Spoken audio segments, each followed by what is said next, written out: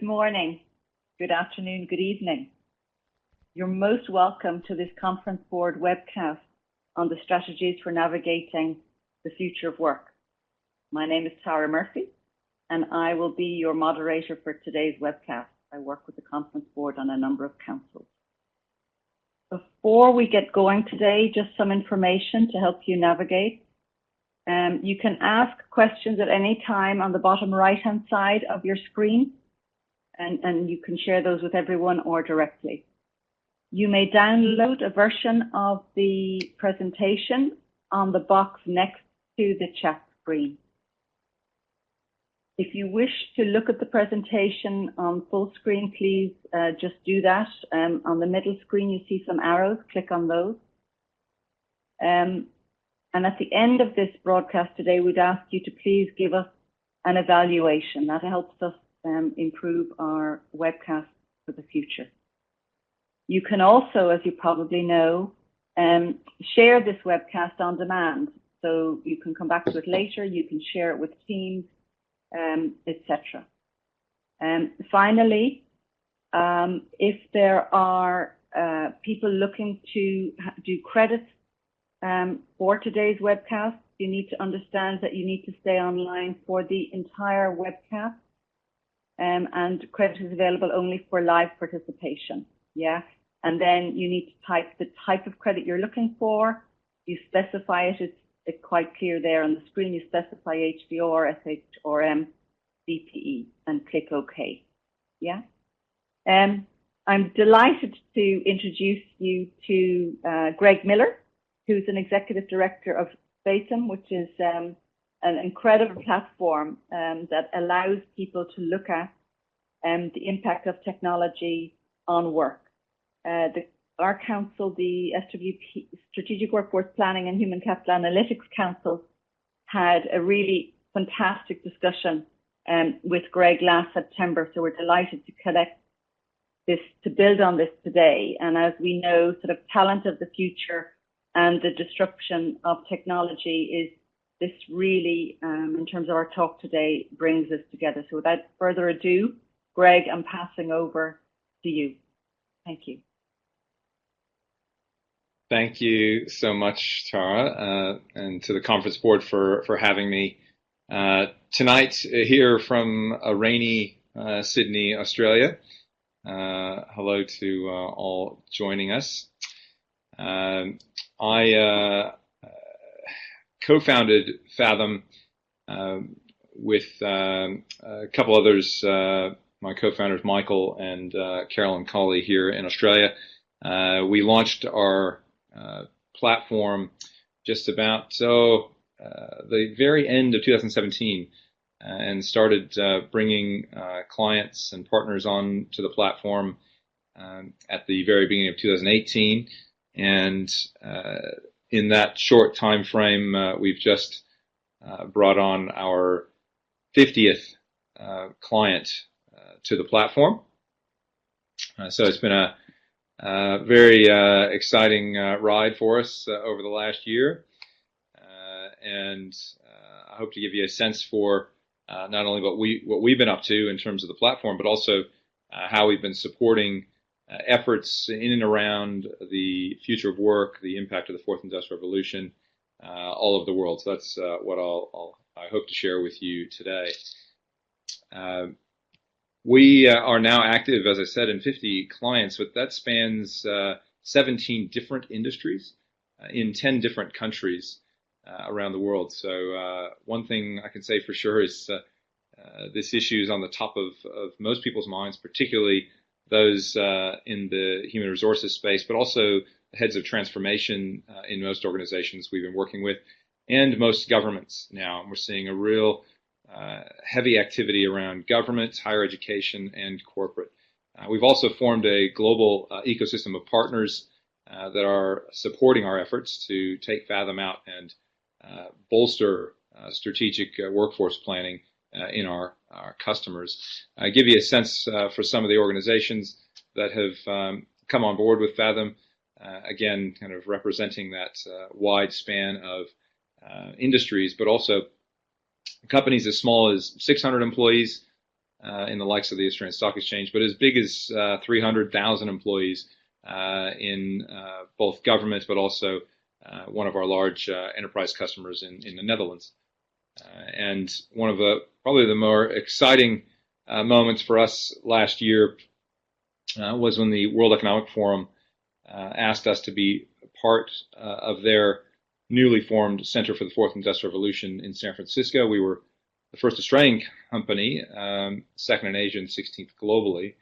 And what that's meant, obviously, exposure has been fantastic, but what we're doing, I think, is more the important part. So projects that we're jointly working on with the World Economic Forum, looking at particular countries, their entire workforce across key industries, and what they see as effectively building a toolbox for how we can address the impact of technology on our workforces, how we can prepare that workforce, reskill, repurpose that workforce, and look for new opportunities throughout the impact of emerging technology.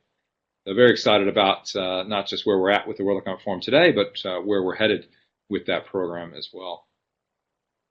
So specifically what I'll focus on today are I suppose, a point of view from Fathom in our work that we've been doing with multiple countries and governments, that this is not the end of work as we know it, or as the popular headlines in news and print are getting. You know, the number of times I've seen pictures of the Terminator in these topics is doing my head in. So this is not the end of the work, but a transition to new types of work. And if we're going to transition, then the investment we need from an infrastructure perspective and an education perspective are really the keys to success in all of this. Now, I'll just start with a bit of painting the picture of what we've been seeing from our customers and the governments and corporates we've been working with. You know, we sit today on this time graph talking about the future. You know, we're at this moment in time. Doesn't matter kind of where we are in this, but we know that we're seeing this exponential advancement of technology. Unfortunately, most humans tend to think linear. It's very difficult for us as humans to think and understand exponential growth. But the reality is that technology is doubling in its capability every couple of years and dropping in half the cost of that technology every couple of years. So that is creating this exponential advancement of technology. Now, we've tried to get away from this esoteric conversation and chart and actually represent it in something real. And so we've pulled together the adoption of robotics in particular, so fixed and some forms of mobile robotics. This is the actual adoption of technology, of this particular technology over time. And you can see we were kind of tracking along at a normal pace, and then suddenly around this kind of inflection point you see here, that's about the time we figured out how to create robots that removed the harm factor. They weren't going to kill anyone. And at that point, we saw this dramatic spike in the adoption and acquisition of these technologies that was obviously bolstered by Amazon and their massive acquisitions and deployments as they modernized warehouses around the world. But you know, interestingly, what we see now is not only this rapid adoption, but who's adopting it. And a big shift where this typically was a US-centric activity. Now we're seeing that the biggest acquirer of these technologies being China. So a big shift there, which is an interesting point, but ultimately one that draws hopefully some reality to this exponential curve discussion, that we are in fact seeing that in the real world with these technologies. Now, for our customers, you know, we're sitting here on this exponential curve at this moment in time, and we're trying to look beyond that timeline and answer two questions. And these two questions we get asked pretty regularly. That is, number one, what technologies are going to have the biggest impact on my workforce, on my organization, on my country, my industry? So what are those technologies that are really going to have the biggest impact, and when do I expect that to be, and how can I value that? And that question is followed closely by a second question we get quite regularly, which is, if and when I implement those technologies, what's the likely impact on my people? what's going to happen to my people, my workforce? Are there those at risk? Are there those that we should be viewing as not necessarily at risk of automation, but being augmented by technology? And what roles do we think should be added? So, what is the ultimate effect on my people? Now, for many of our conversations around the world, where do you turn to, I suppose, for answers to those two big questions? And some folks, are out there in positions of influence, providing a viewpoint.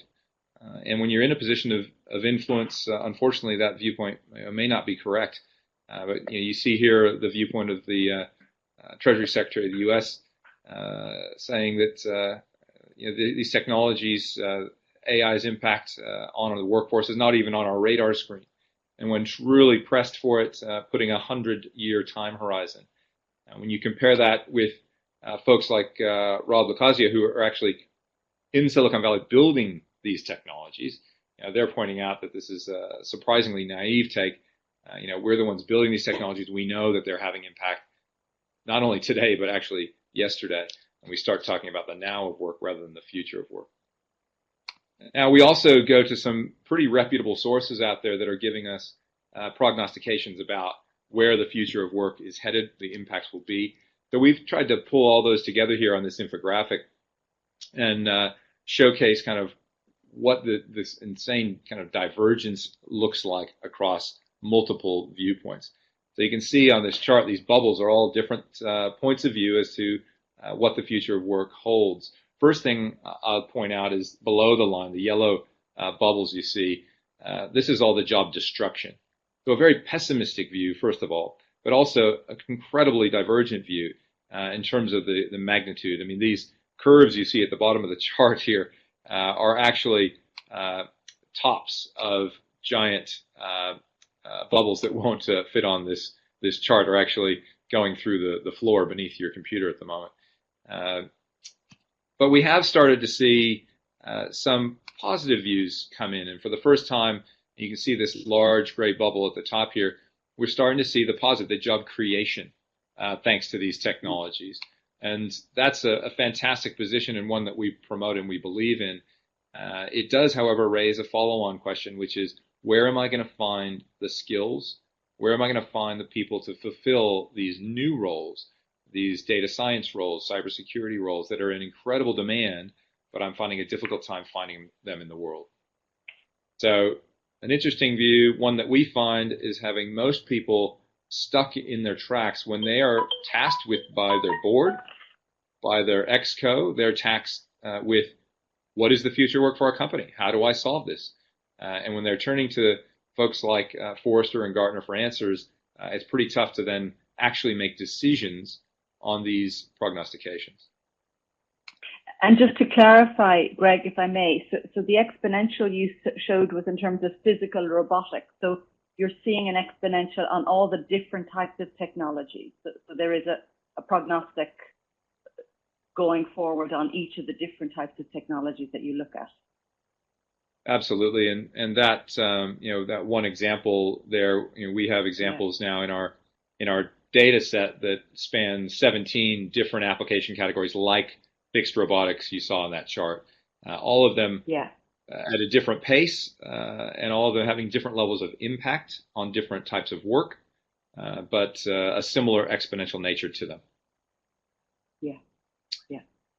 Thank you. So I wanted to reiterate that point I made earlier, that this is not simply a discussion about automation.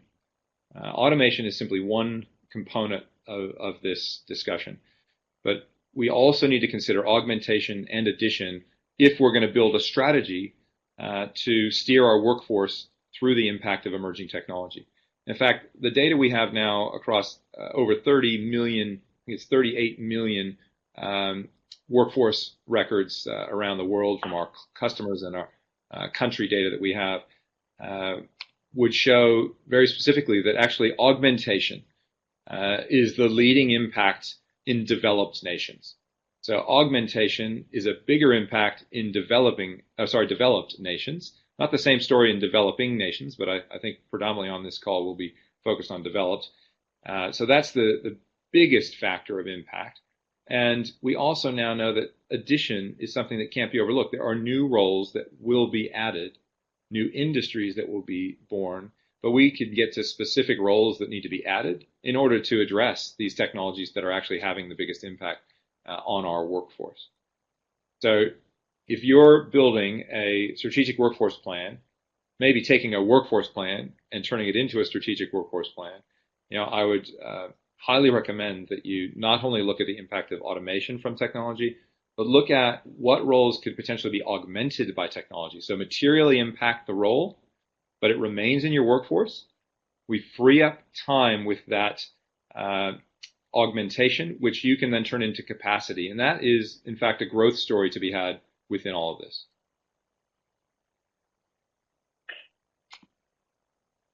Now, one, I think, common fallacy out there, this lump of labor fallacy that has been well documented, in that view that if we automate the workforce, there will be no work for those people to do.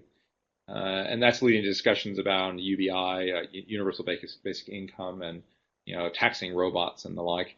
But the reality is, over the past 100 years, we've managed to create some close to 6 billion jobs. So I think the conversation needs to move off of, what are people going to do, and move towards a discussion that says, how do we reskill people so that they're doing the work of the future, the tasks of the future, rather than the work of today and of yesterday. And that's a very different conversation, and leads to a need for a change in many countries we work in, a change to the infrastructure and the education systems in order to enable that, in order to take advantage of not just automation, but also augmentation and addition.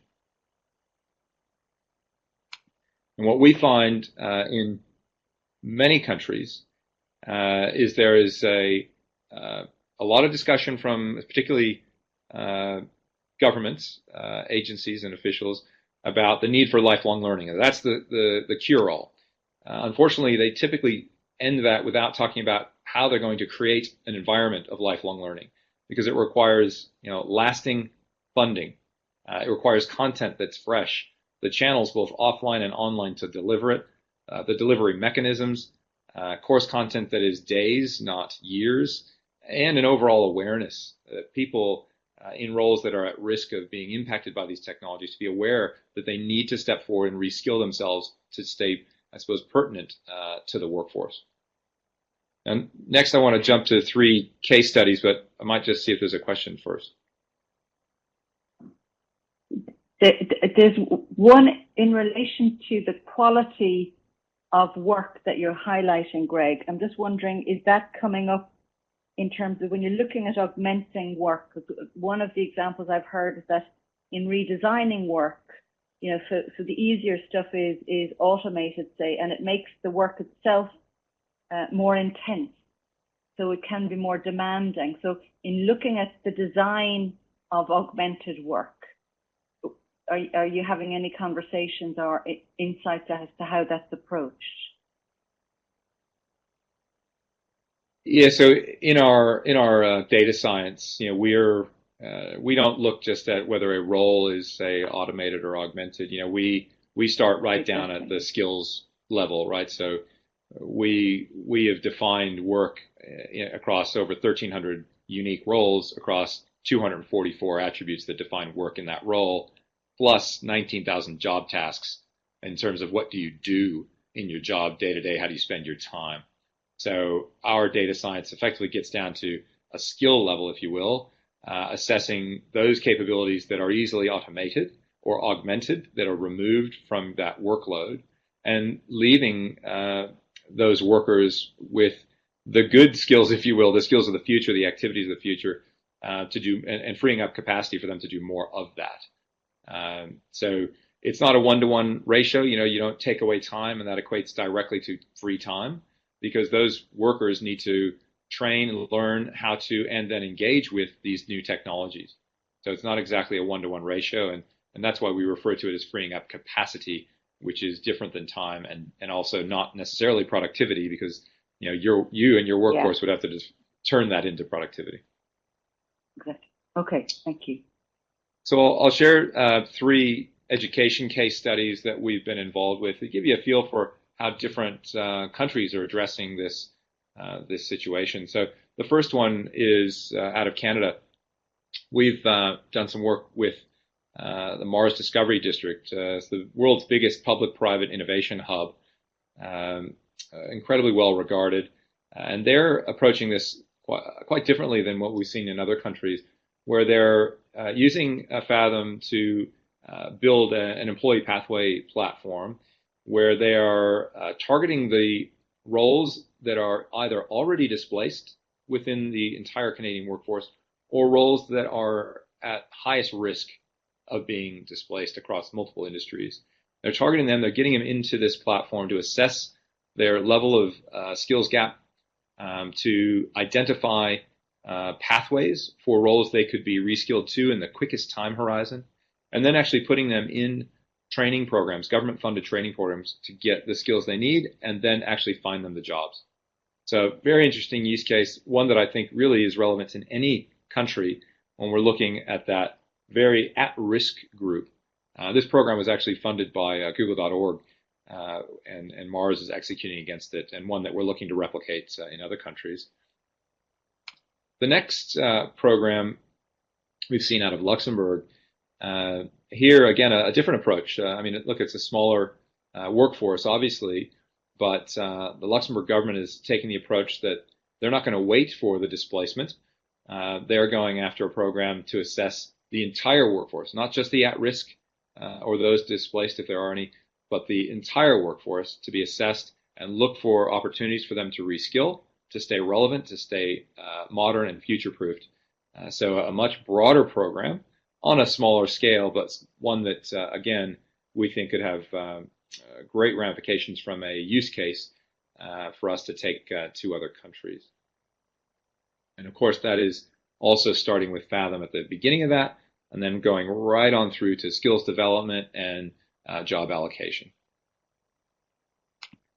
And the last one I'll share with you is out of the Netherlands, some work we've done with the education department there, and yet again a different approach to the problem, one where they're assessing a large data set of graduates to see what they look like now that they're out in the workforce, what the potential risk of impact from technologies is on them, and then if there is risk identified, looking back into their curriculum and redesigning curriculum so that it is producing future-proofed candidates, if you will.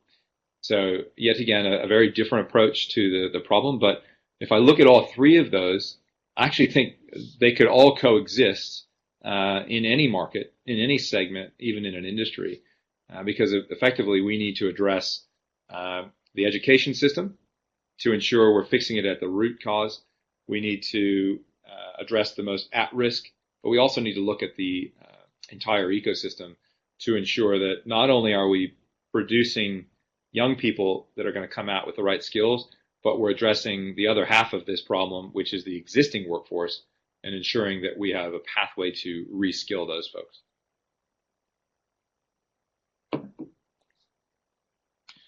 Now, I'll share with you a more corporate use case, and this almost touches on a cultural problem that we are seeing as it pertains to corporate in particular. Now, this is a use case out of Australia. This is the National Australia Bank, big employer, one of the big 4 banks here, and they came out, I think it was about Christmas, announcing that they were going to take out 6,000 jobs with a 3-year automation program.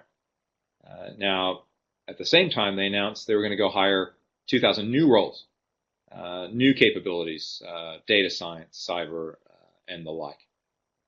And as we've gotten into this use case, we've seen that it's quite clear that the cultural shift we need to make to kind of almost retrain our thinking from a corporate perspective that we can't continue to use automation as a means to make people redundant, that we must look at that pool of roles and jobs and people, assess their current skill set, find roles we can re-skill them into and repurpose them into, because we, on one hand, can't afford this outcome. I mean, the cost base of this equation itself doesn't stack up. It is much less expensive to retrain or redeploy than make redundant and rehire. But another burning business case we're seeing, not just in Australia but globally, is the need for cybersecurity talent. So the largest enterprises and governments in the world are all out in the market fighting it out to find cybersecurity resources. There are not enough of these in the market. Yet at the same time, they're automating and making redundant for the past several years roles like accountants at a very high pace as we look forward, by the way. And what they're not I suppose what they're failing to recognize is the skill set in an accountant is a great match for cyber level 1. I have a partner that is now doing this in the US and in Australia and branching out beyond that, where they, within 6 months, actually less than 6 months, are taking accountants and reskilling them into cyber level 1 roles. So we know this is possible, and that's what our data suggests. And at a time when we have such a skills shortage in this particular field, and this is just one example, of course, but there's a much better business case that stacks up to go internal, find those roles that are on an automation or augmentation trajectory over the next 3 to 5 years, and start the reskilling program now to get them ready for these future roles or new roles. And I'd argue this isn't even a future role. Cybersecurity is now. This is very pragmatic. This is not guessing what the next role will be. This is a current role I'm trying to hire in the market. Greg, may I just ask, because I think so that what you're seeing now is that you're looking at not just the roles and the transition of skills from one to the other, but you're also able to evaluate in terms of an ROI or a cost investment, what it will take to do that, to transition that. Because I think that was one of the discussion points we had in September, was to make that impact assessment as to why that is beneficial. Yes, it's something that we're doing in conjunction with our partners in most accounts, most clients, because there's many factors that come to play here on that cost on both sides. But we definitely are fueling that with a view as to what's happening within the job, the skill, and the new skills that we need in the future. In fact, I'll show you this live in a second, but this is a screenshot of Fathom, where our job corridor is effectively highlighting the exact transition I just spoke of, accountants moving to cyber level 1.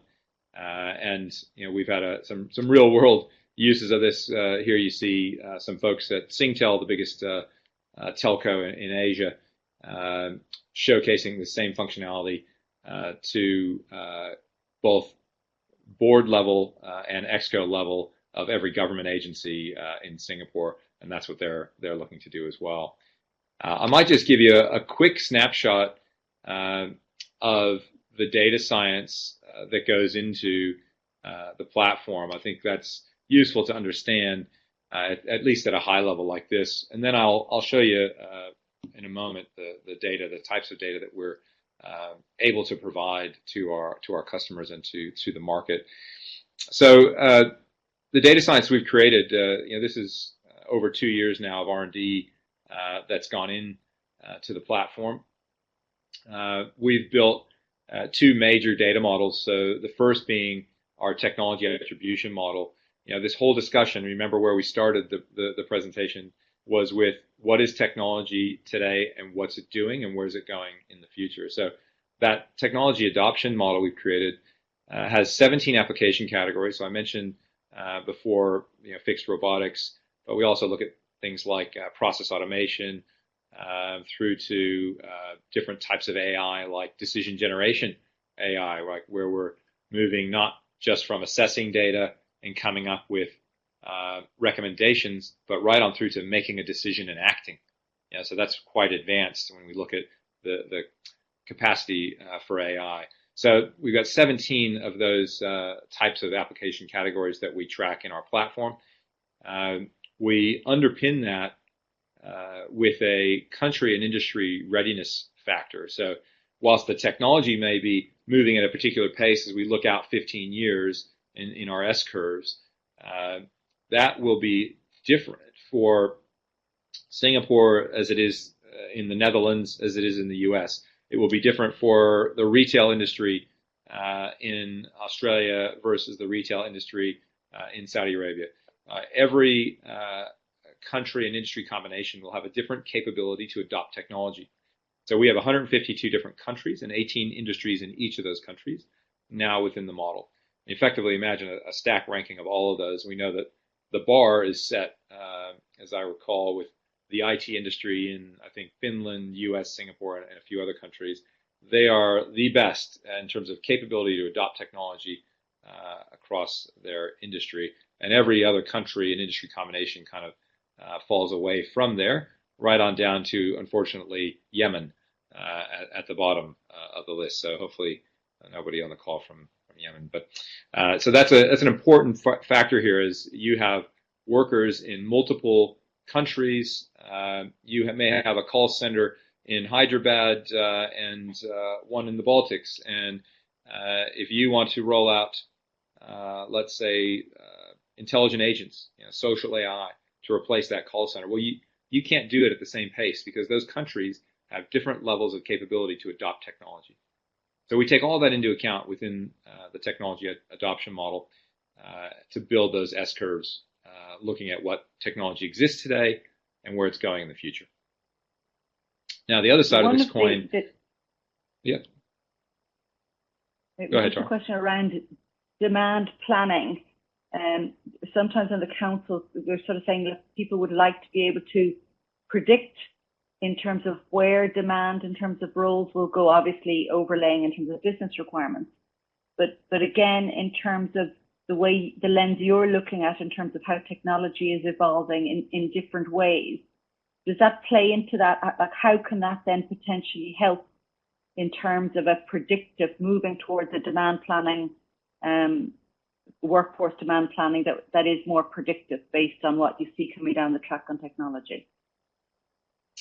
Absolutely, and you may recall I mentioned we're focused on automation, augmentation, and addition. Yeah.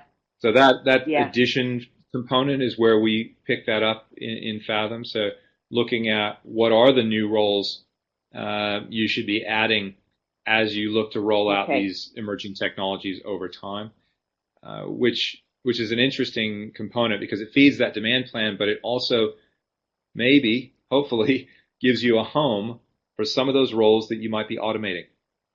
So it gives you a target to where to send some of those roles into. Okay. Yeah. So the last part of the data model I'll talk about is the work attribution model, where we're effectively defining work at its most granular level. In that model, we have over 1,300 unique jobs today, so accountant, surgeon, machinist. And for every one of those roles, as I mentioned, we define work across 244 attributes. So those are things like skills, knowledge, abilities, etc. And then we also underpin that with a task view. So 19,000 job tasks to tell us how do you spend your time in your job. So those two data models are brought together in our machine learning tool, which effectively gives us a view now. That machine learning tool has learned over time, over 38 million records from workforce data we've looked at. It's learned which of these technologies impact which human capability. So I effectively have a view in the platform of every known job on the planet, its level of impact from different emerging technologies over time, right down at a skill level. And with that huge amount of data that's in there, and it continuously learning as we bring on new data sets like the entire census for Canada, for example. That's why I really only need a very small footprint of data from any workforce that I'm assessing. So it's this client contextual data is, first of all, depersonalized, de-identified. We're passing GDPR with multiple countries and multiple companies. So every privacy law and security test we've had to pass we are passing. So it's simply job titles or families, the compensation, work location, the business unit, the year of birth, and gender. So those 6 data points are what we require to assess any workforce, whether it's an industry, a country, or a team within a company. And once we have that data, it takes us about 2 to 3 weeks from the time we engage with a client before we're able to hand them logins to the platform that I will now show you, Derek. It's interesting, Greg, that it sounds amazing when you think about the amount of time that companies spend developing job catalogs and taxonomies, etc. So you were able to connect it, because we would often say, look, wouldn't it be great if multiple countries had a similar, granularity in terms of roles and jobs? So how is that working? Yeah, that's an interesting point. We have just brought on probably our biggest customer to date, which is the New South Wales government. They have 400,000 employees, and across multiple agencies, all sorts of different types of jobs, work, etc. What they had was multiple kind of capability models, and what we realized is that they were all about a 90-10, 80-20, somewhere in there, fit to our skills model and definitions. And in a lot of cases, they didn't have any. So what we've now been able to give them is commonality across their, divergent workforce across multiple agencies and many different types of work. And yes, I think that's a huge opportunity, because I too have witnessed firsthand that dilemma out there in terms of how we monitor this, build this, try and align it when our workforce sits in multiple countries and jurisdictions. So I think this is an opportunity. Okay, thank you. You bet. I think we'll switch now, Derek, to the platform.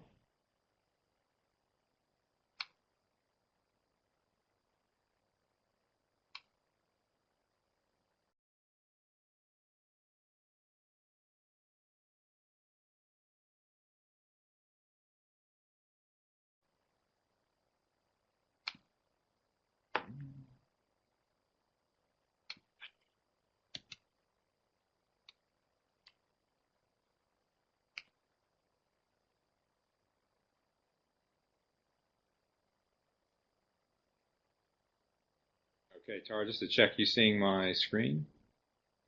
Yeah. Excellent.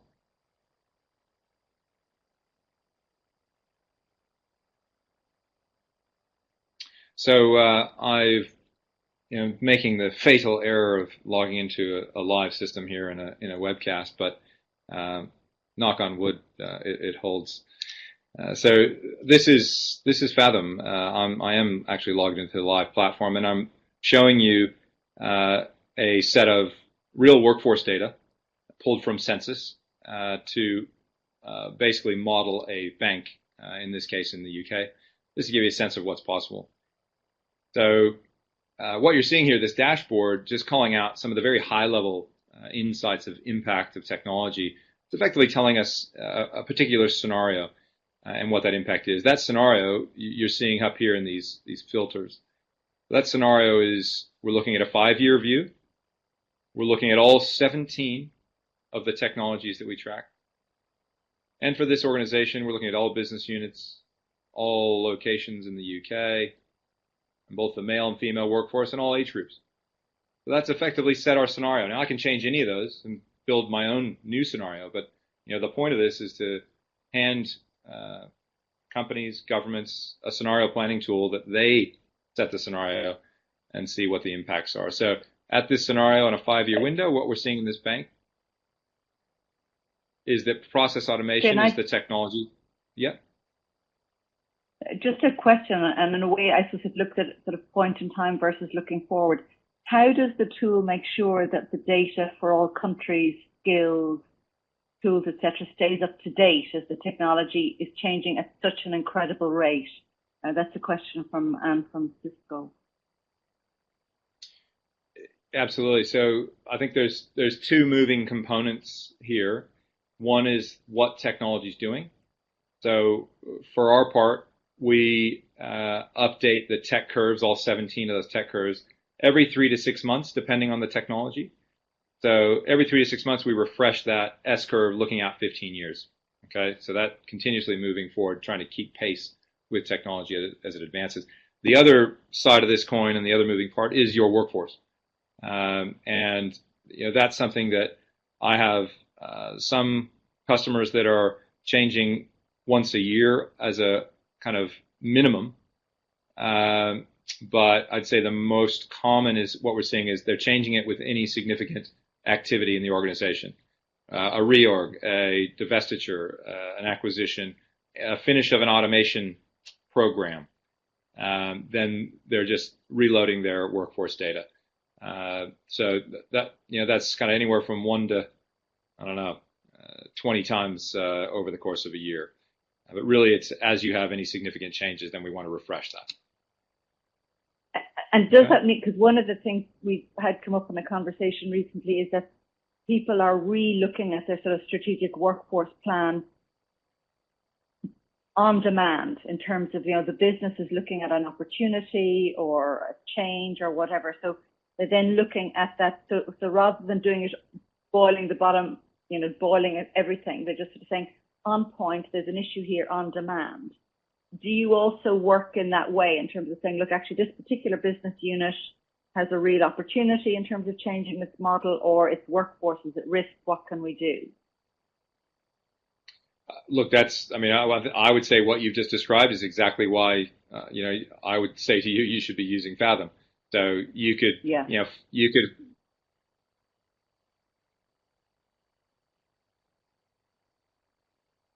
Whoops.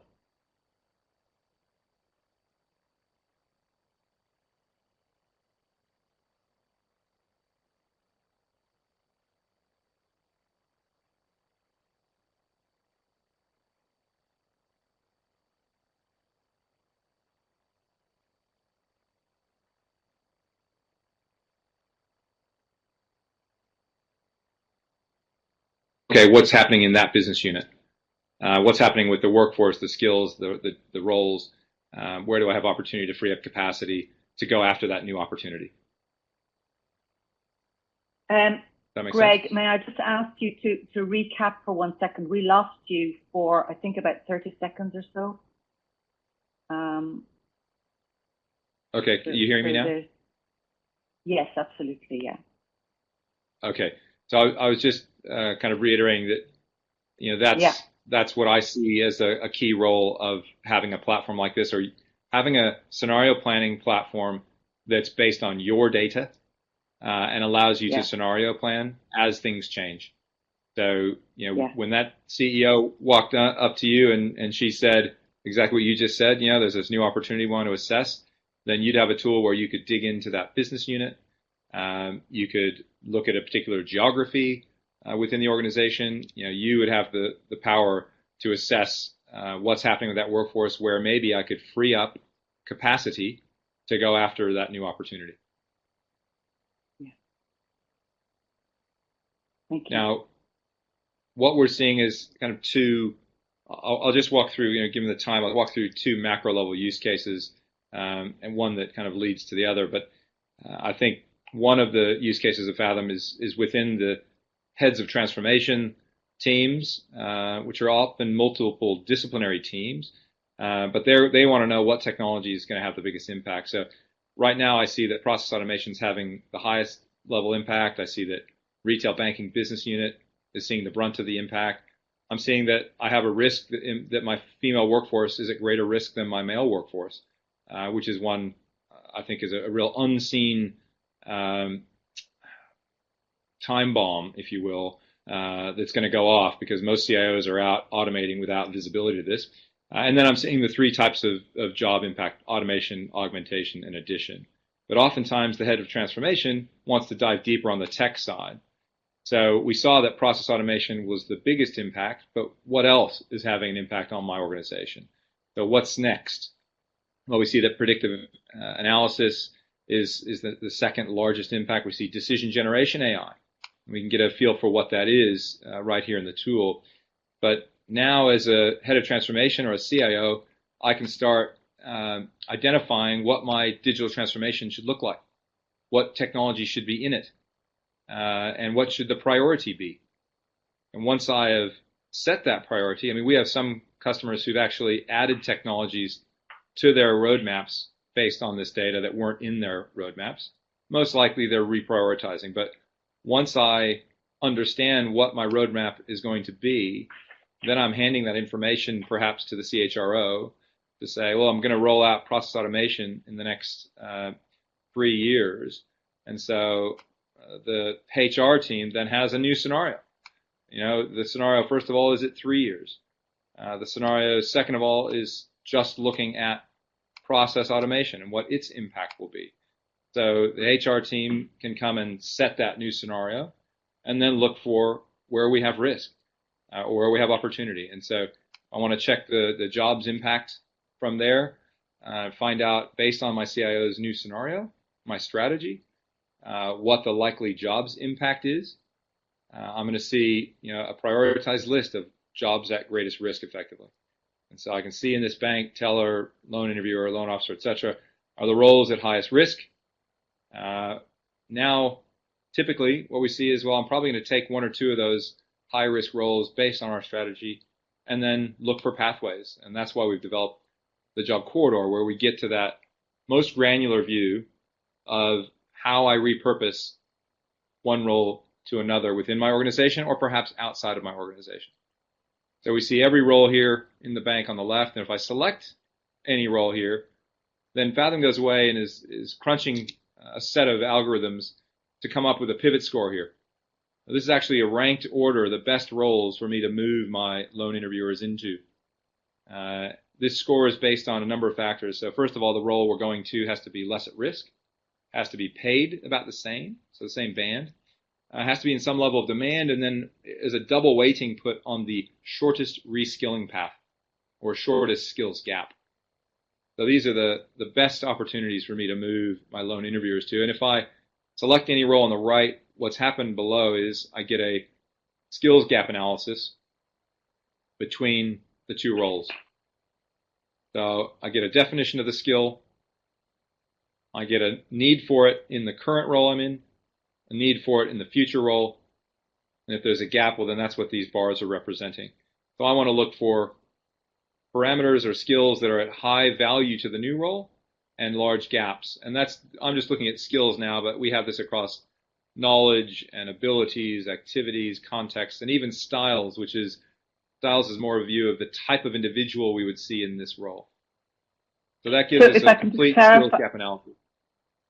Yep. Just to clarify, because one of the other things that comes across a lot is that actually there is obviously an enormous digital talent gap, but actually within that very often it's the softer skills are the issue. So you do have the softer skills within this. Is that what you say? Yeah, so you see within abilities here, fluency of ideas, deductive reasoning, problem sensitivity. Okay. So some of those softer skills, absolutely, and there's quite a few in this. So the good news here is what you're seeing on these 2 roles is there aren't big gaps in abilities. That's why this is a great fit. That's why it's the number 1 fit, if you will, because there aren't large gaps. If I pick roles further down the list, we'll start to see larger gaps forming, which just means it's going to take longer to reskill there.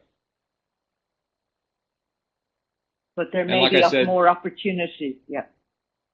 Yeah, or it may be that may be okay. So, for example, if we're looking at accountants, I might have a pathway that over 3 years I want to send someone on a new journey.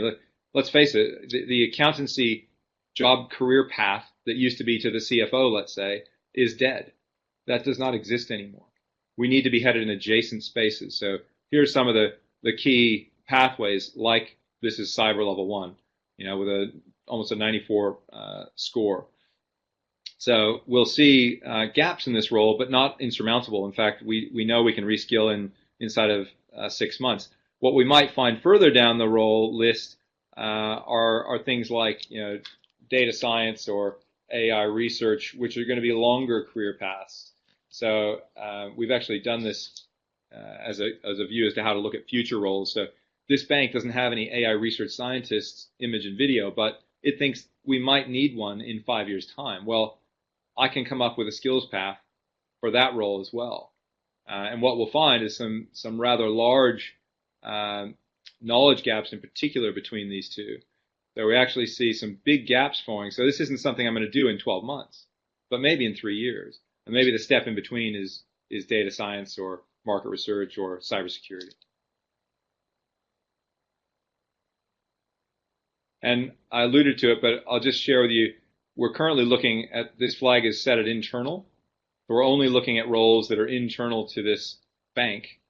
But if I change this to all, and this is depending on your company or your government's level of social responsibility, by changing this to all, I will actually get a different list of roles on the right. And I've got now all roles in the Fathom model. So more opportunities will show up for those pathways outside of banking. Now, I think the use case for that is probably less applicable to your accountants. We're not so worried about accountants. They have a very, very powerful skill set. They can get reskilled quite easily in their existing industry. But when we start talking about roles, less skilled roles like tellers, truck drivers, machinists, they're going to need to look outside of their industry to find their next pathway. There aren't enough roles in a bank for some of these lower skilled roles. Like I'm kind of almost out of time, Tara, but I just wanted to reiterate what I think is probably one of the most important kind of components in the conversation I've had with over 200 odd organizations over the last year and a half. This issue of understanding that your CIO's transformation roadmap may erode your board's gender diversity roadmap if you're not aware. So, we've seen 5 industries globally where this is the case. So you see in this bank, even at a 3-year view, we're replacing, for every 1 male that's being automated, 2.2 females are being automated in this banking workforce. There's about 5 industries where we see that globally as an incredibly high risk if we're not aware. If we're aware, we know this is potential impact to that automation roadmap, well, then we can get a hold of this part of the workforce and get them specifically on a reskilling path and repurposed within the workforce into future roles. Yes. So there's many more pieces of analytics I could share here, but I just wanted to give you the high level so you get a sense for what's possible when you use your workforce data, get it inside of a analytics engine, and start using new types of technology. There's machine learning, and we're just an example of how you can use machine learning and AI to facilitate your strategic workforce planning. Yeah, and I think absolutely, because you're looking to sort of say, how do I plan my workforce of the future? And I think you've demonstrated in several ways, in looking at the technology, the location aspect of diversity. There are so many things, the demand plan projecting forward, there are so many things you can look at. Could I just ask you maybe for 1 minute to talk a little bit about sort of the role, you touched on culture, yeah, but sort of culture, leadership, communication in actually, guiding your business into this conversation in a way, that doesn't feel scary. What do you see, companies doing to really sort of enhance their motivation to reskill? Yeah, I think I had it said to me best by the CIO at Westpac Bank, another big global banking organization. She said to me that this has caused them to unlearn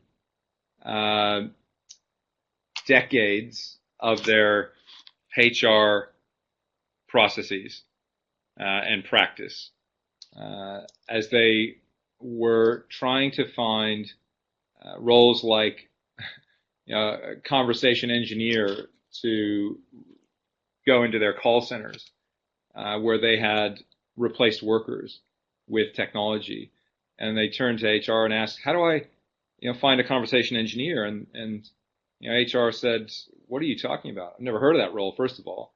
I said, "Okay, no problem. I can tell you the skills needed. We need to understand AI, so they need STEM skills, and they need creative writing skills." And of course, HR went, "What are you talking about? I have no pathways to find that skill set. None of my universities I've been working, none of my competitors we've been taking from, none of my internal training, I have nowhere to find that." So they've had to unlearn that process and rethink how they're sourcing capability, how they're applying budget for reskilling, because it can no longer be, as I'd say back in my US days, peanut butter approach of spreading it thinly across everything. We need to get specific to the workers that need it. Yeah. Thank you so much, Greg. I hope we will be able to have an ongoing conversation as this challenge, we demonstrify. I think that's one of the words that we use in one of our councils when we look at strategic workforce planning, is how do we make it more tangible? So I want to thank you very much today for giving us a feel for how you can, in thinking clearly and in a structured way, look at how technology will impact my workforce and what people can be doing, that there are routes through in terms of reskilling. So thank you very much. I will now maybe just pass over to my close off. There's a couple of things I want to talk about in terms of our councils. As you see here, we have a number of peer networks, the conference board, which are typically peers meeting together to discuss current challenges, and we look over the horizon. And most of the time, as council members on the call will know, the council likes to share experience around the table, and periodically we bring somebody in from outside. And Greg was a fantastic contributor at our council meeting recently, and we're really interested in the work that you're doing, and want to thank you for that, Greg. I also, I think, need to ask you, yeah. So, no, it's great, and also, great to be here. Thank you. Yeah, very good. The two other points. One is in relation to the deck that was shared today. It is a version of Greg's presentation that is available, that will be shared. The webinar will be available on demand within 24 hours. If you can please also share with us your webcast evaluation, that will be really helpful. I see somebody typing, so I'm wondering, is it a question? But if it's not a question, I will thank you and head towards sign off. Okay. Have a good day, have a good evening. Thanks a lot.